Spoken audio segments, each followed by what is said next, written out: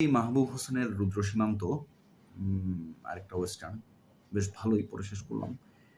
এখানে শুরুতেই হচ্ছে আসলে ভিলেনকে খুব হাইলাইট করা হইছে এবং বইয়ের যে ব্যাক স্টোরি যেটা আছে, ব্যাক স্টোরি বলতে যে পিছনে যে কাহিনী সংক্ষেপ লাগবে, ওখানেও ওই কাহিনীর শুরুটাও হইছে, কাহিনী সংক্ষেপের শুরুটাও হচ্ছে ভিলেনের ব্যাপারেই বলছে যে, কিং বিগ স্পেন্সার রাজার মতোই চালচলন, তার কথাই আইন।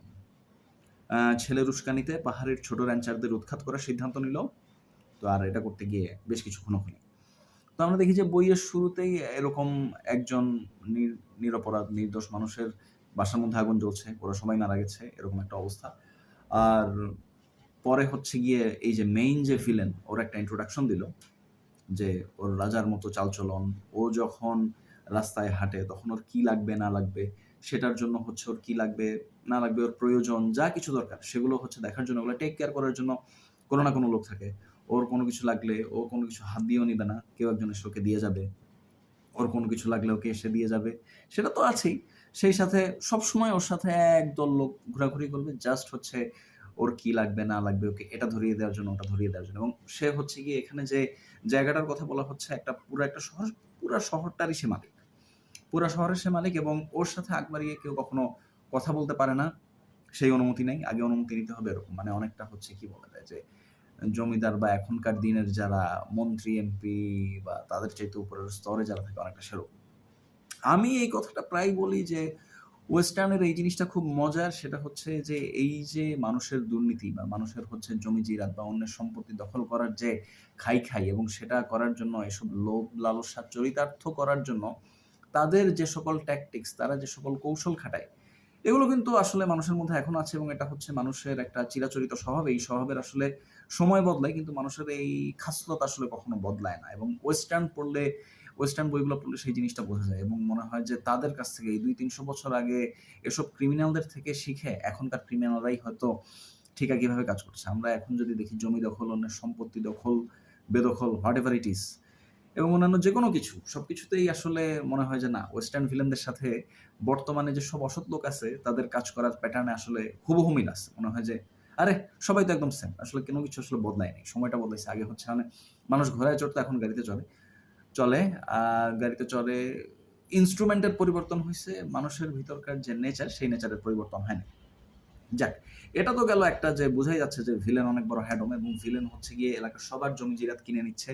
যারা আসলে জমি জিরাত বিক্রি করতে রাজি হচ্ছে না তাদেরকে বলা হচ্ছে, "তুমি যদি তোমার জমি না বেচো তাইলে কিন্তু বিপদ আছে।" এবং সেই বিপদ বুঝে ওঠার পর তখন যখন একজন মালিক, জমির মালিক যে আসলে কোনো সাথে নাই, পাচে নাই, কোনো ক্রিমিনাল এক্টিভিটিস এর সাথে জড়িত নাই, সে যখন জমিটা বিক্রি করতে চায় তখন আগে যেই দাম অফার করছিল তার অর্ধেক দামে তাকে হচ্ছে সেই জমিটা দিচ্ছে। সেই জমিটা বিক্রি করতে বাধ্য করতেছে। বিগ কিং স্পেন্সার এবং হচ্ছে ছোট ছেলের নাম হচ্ছে লিটল স্পেন্সার। সেও হচ্ছে বড়লোকের বকে যাওয়া ছেলে। কথায়, কথায় খালি পিস্তল বের করে, গুলি বের করে, অস্ত্র বের করে মানুষকে খুন করতে চায়, টাকার গরম দেখায় এরকম। সব মিলিয়ে আসলে ওয়েস্টার্নটা কিরকম আগে সেটা বলি। ওয়েস্টার্নটা আসলে ভালোই। কাজী মাহবুব হোসেনের ওয়েস্টার্ন। তবে শওকত হোসেনের বিখ্যাত ২ টা ওয়েস্টার্ন, ফ্র্যাঙ্ক শ্যানন সিরিজের অস্থির সীমান্ত আর উত্তপ্ত জনপদ যারা পড়েছেন, এই রুদ্র সীমান্ত পড়লেও তারা ওই ধরনের একটা ফিল পাবেন। আবার এটার একটা কারণ হতে পারে যে সবগুলো বইয়ের বোধহয় মূল সোর্স হচ্ছে লুই লামুর। এটা একটা কারণ হতে পারে।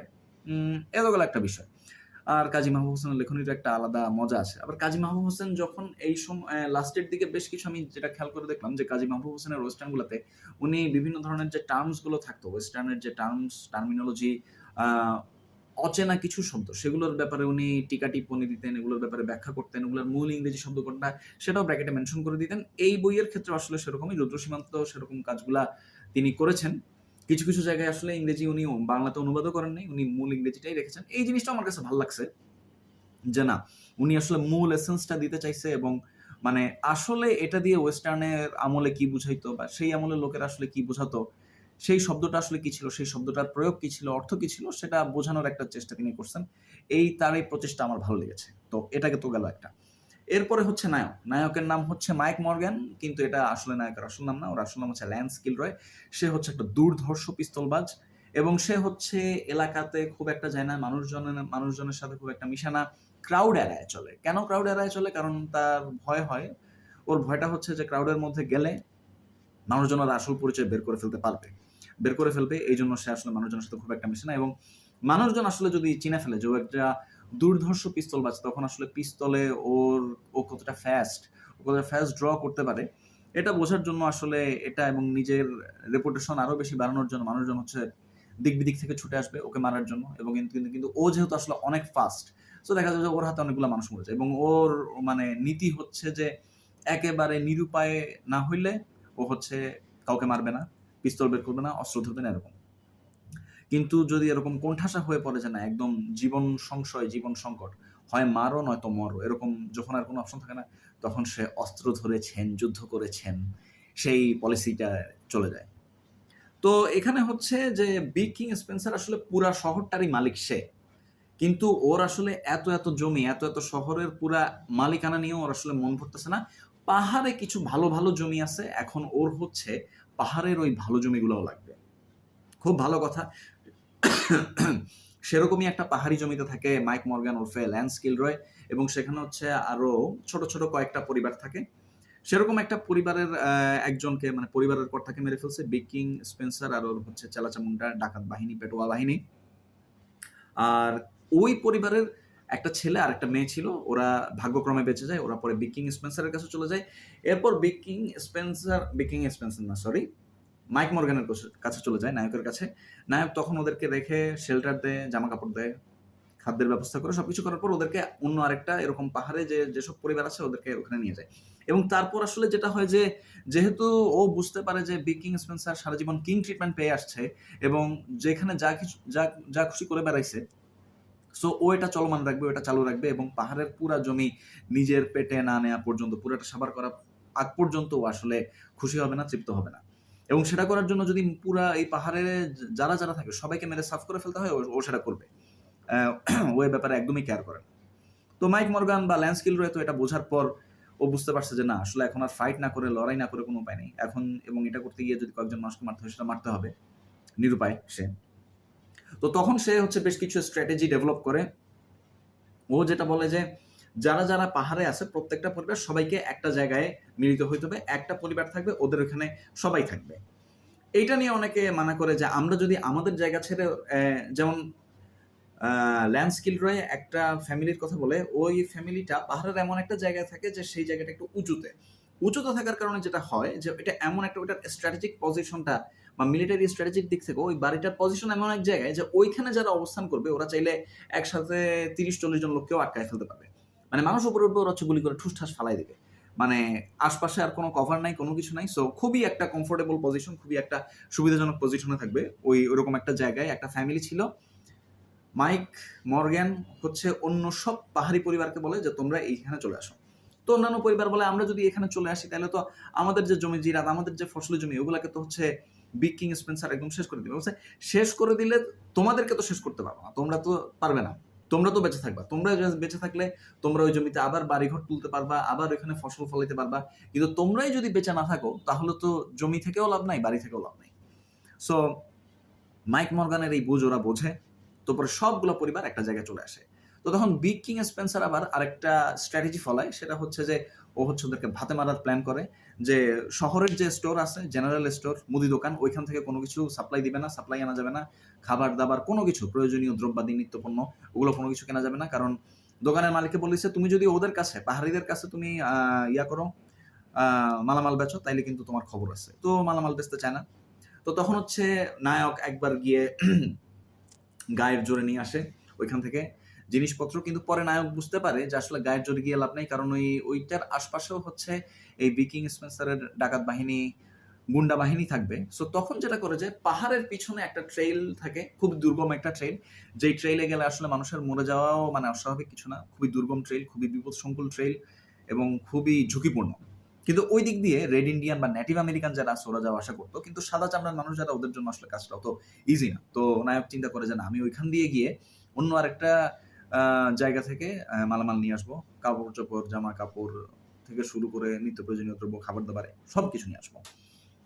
তো সে হচ্ছে কয়েকদিন রেকি করে, কয়েকদিন যায়, এই করে সে দেখে যে না এই জায়গাটা দিয়ে আসলে কষ্ট মষ্ট করে যাওয়া যাবে। সো তারপরে ওরা একটা বিকল্প জায়গা পায়, একটা বিকল্প জেনারেল স্টোর পায়, ওখান থেকে ওরা ওদের প্রয়োজনীয় জিনিসপত্রগুলা কেনা শুরু করে। এরপরে হচ্ছে মজা হচ্ছে এখানে আরো বেশ কিছু বিষয়, যে এই বইটার মধ্যে যেটা যে ওয়েস্টার্নের মধ্যে আসলে পাঠকরা একটা জিনিস খুব প্রেফার করে বা চায় বা মজা পায় যে থাকবে সেলনের মধ্যে ফিস্ট ফাইট, এবং এখানে এরকম একটা ফিস্ট ফাইট আছে। সেটা হচ্ছে সেলনের মধ্যে এই যে বিগ কিং স্পেন্সার আর নায়ক মাইক মর্গান ওরফে ল্যান্স কিলরয়ের মধ্যে হেভি একটা ফাটাফাটি ঘুষাঘুষি একটা ফিস্ট ফাইটিং আছে, বাট ওই একটাই। তবে এরপরে হচ্ছে একটা আরেকটা দুর্দান্ত বক্সিং বা এরকম একটা ব্রলিং একটা মারামারি আছে, ওটার ব্যাপারে পরে আসতেছি। তো এভাবে করে আসলে হচ্ছে ওই এলাকার বস, এলাকার ডনের সাথে নায়ক এবং নায়কের সাথে যারা আছে আর কয়েকটা অসহায় পরিবার কিন্তু সৎ, তারা কিন্তু এবং তারা লড়াকু, এবং তাদের ভিতর যে লড়াইয়ের যে টেন্ডেন্সি বা তাদের ভিতর যে লড়াইয়ের যে স্পৃহা সেটাকে জাগিয়ে তোলে নায়ক।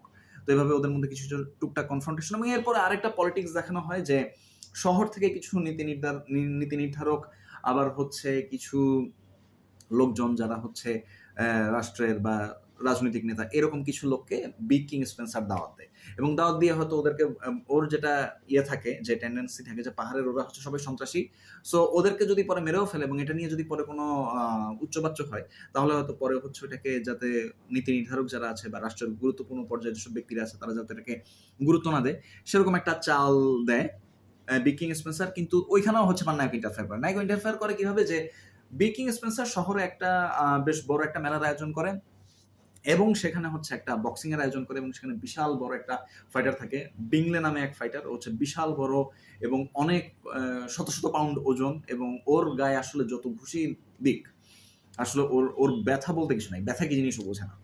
তো নায়ক মাইক মর্গান চিন্তা করে যে ওর সাথে ফিস্ট ফাইট করবে, বক্সিং এ খেলবে একসাথে, এবং সেখানে সেখানে যেটা হয় যে দুর্দান্ত একটা ফাইট হয়, এবং দুর্দান্ত ফাইটের মধ্যে আরেকটা ওর একটা নায়কের একটা দুর্দান্ত স্ট্র্যাটেজি ছিল। ও ফাইটের ফাঁকে ফাঁকে যারা হচ্ছে এই খেলাটা বা এই মারামারিটা উপভোগ করতেছিল, সেখানে হচ্ছে নীতি নির্ধারণী লোকরা ছিল, প্রভাবশালী রাজনীতিবিদরা ছিল, তাদের কাছে গিয়ে ওই পরিস্থিতিটা ফাইটের ফাঁকে ফাঁকে তুলে ধরে, কারণ তারা তো রিং এর বাইরে দর্শক হিসেবে ছিল, যে দেখেন আমরা হচ্ছে এরকম কয়েকজন আছি, আমরা সরকারের কাছ থেকে জমিটা কিনছি, কিন্তু এবং আমরা আইন সিদ্ধভাবে সবকিছু করছি, আমরা আইনের বাইরে কিছু করি না, কিন্তু বিগ কিং স্পেন্সার যেটা করতেছে যে সম্পূর্ণ বেআইনি কাজ, ও হচ্ছে জমি দখল করার জন্য আমাদেরকে যেমনি খুশি এমনি মাইরে ফেলতেছে, এবং সেটাতে হচ্ছে ওই প্রভাবশালী রাজনীতিবিদ যারা আছে তারা কনভিন্সড হয়। তো এই তো গেল একটা, এবং এরপরে হচ্ছে টুকটাক ফাইট হয়, এবং এই ফাইটের মধ্যে অনেকে মারা যায়, অনেকে বেঁচে থাকে, এবং এভাবে করে চলতে থাকে, এবং এখানে হচ্ছে কিছু সাইড ক্যারেক্টারদের মধ্যে আমরা দেখতে পাই যে না, তাদের মধ্যে প্রেম প্রীতি বিয়ে শাদী হচ্ছে, এবং একটা মা মরা মেয়ে থাকে, মা বাবা মরা একটা মেয়ে, অনাথ মেয়ে, সে হচ্ছে বিয়ের জন্য বিয়ে করার অনুমতি চাওয়ার জন্য নায়কের কাছে আসে, কিন্তু নায়ক নিজেও সিঙ্গেল, নিঃসঙ্গ একটা মানুষ। তো নায়ক খুব অবাক হয়ে যায়, কিরে শালা আমি সিঙ্গেল, ছোট একটা পিচ্চি মেয়ে আইসা আমার কাছে, 17 বছর বয়সী একটা মেয়ে, সে হচ্ছে আমার কাছে আসছে বিয়ের অনুমতি নিবে, তো আমারও এখন আসলে মিঙ্গেল হওয়া দরকার। এবং এখানে হচ্ছে গিয়ে নায়কের একটা নায়িকা থাকে, সেই নায়িকা মানে নায়িকা বলতে গিয়ে নায়কের একটা লাভ ইন্টারেস্ট, সে হচ্ছে দেখতে শুনতে খুব সুন্দর, এবং সেলুন গার্ল বা এই টাইপের কিছু একটা ছিল, যাকে হচ্ছে বিগ কিং স্পেন্সার এবং বিগ কিং স্পেন্সারের ছেলে লিটল স্পেন্সার দুইজনই বিয়ে করতে চায়, এরকম একটা অবস্থা। এবং ওর একটা বডিগার্ড টাইপের একটা লোক থাকে, সে হচ্ছে half breed, half Indian half Spanish এরকম, ওর নাম হচ্ছে জুড ব্রিগো। জুড ব্রিগো ক্যারেক্টারটাও খুব ইন্টারেস্টিং, সে পিস্তলে খুব চালু, এবং সে হচ্ছে আইরিন নামের ওই মেয়েটাকে, যে হচ্ছে নায়িকা, ওকে হচ্ছে দেখে শুনে রাখে। আরেকটা ইন্টারেস্টিং ক্যারেক্টার হচ্ছে যে ওয়াল্টার নামে একটা ক্যারেক্টার থাকে, ওয়াল্টার রাইলি। এই ক্যারেক্টারও খুব ইন্টারেস্টিং।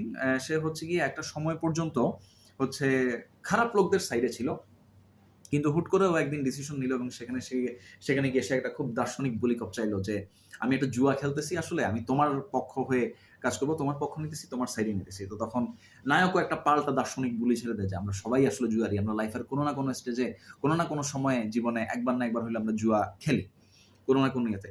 এবং ওয়াল্টার রাইলি হচ্ছে গিয়ে এই যখন এই বিংলের সাথে রিং এর মধ্যে মারামারি হচ্ছিল, ব্রলিং লেভেলের মারামারি বিংলের সাথে নায়কের, তখন হচ্ছে নায়ক যতবার আহত হয় ততবার হচ্ছে সেবা শুশ্রূষা পরিচর্যা করছিল ওয়াল্টার ক্যারেক্টারটা। এবং পরে ওয়াল্টারকে নিয়ে ওয়াল্টার বলে যে আমাকে তোমাদের সাথে নিয়ে যাও, নাইলে হচ্ছে আমরা মেরা ফেলবে।